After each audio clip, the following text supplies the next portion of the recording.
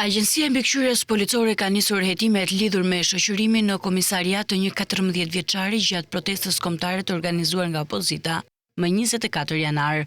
AMP ka referuar praktikën në Prokurorinë e Tiranës për të verifikuar ligjshmërinë dhe kushtet e shoqërimit të të miturit. Burime bëjnë me dije se pritet që efektivët e policisë që kryen shoqërimin e tij të merren në pyetje, ndërsa do të shqyrtohet edhe relacioni zyrtar i mbajtur nga komisariati.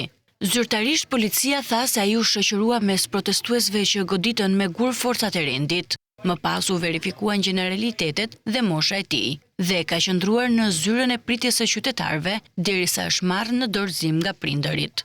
Por këta të fundit hodhën akuza të rënda ndaj policisë, të cilët deklaruan se 14 vjeçari ka shkuar te kosha të merrte ndonjë plastik dhe 4 oficer e kanë arrestuar pranë xhamisë kur po lante fytyrën me ujë.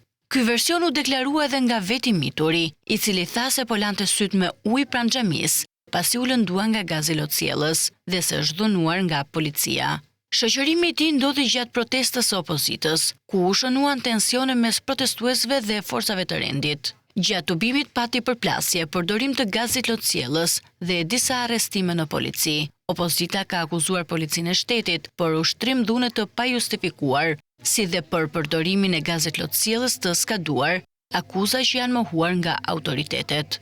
Sa i përket pretendimeve për përdorimin e gazit lotësiellës të skaduar, Prokuroria e Tiranës pritet të vlerësojë mundësinë e nisjes së hetimeve kryesisht për të verifikuar ligjshmërinë e veprimeve të policisë gjatë menaxhimit të protestës. Hetimet janë në fazën paraprake, ndërsa institucionet përgjegjëse do të hedhin dritë mbi rrethanat e plota të ngjarjes dhe përgjegjësitë e mundshme. Të martën 19 personat e arrestuar gjatë protestës dolën para gjykatës së Tiranës, e cila vendosi t'i lirojë nga burgu, duke caktuar për të gjithë masën e sigurisë detyrim paraqitje.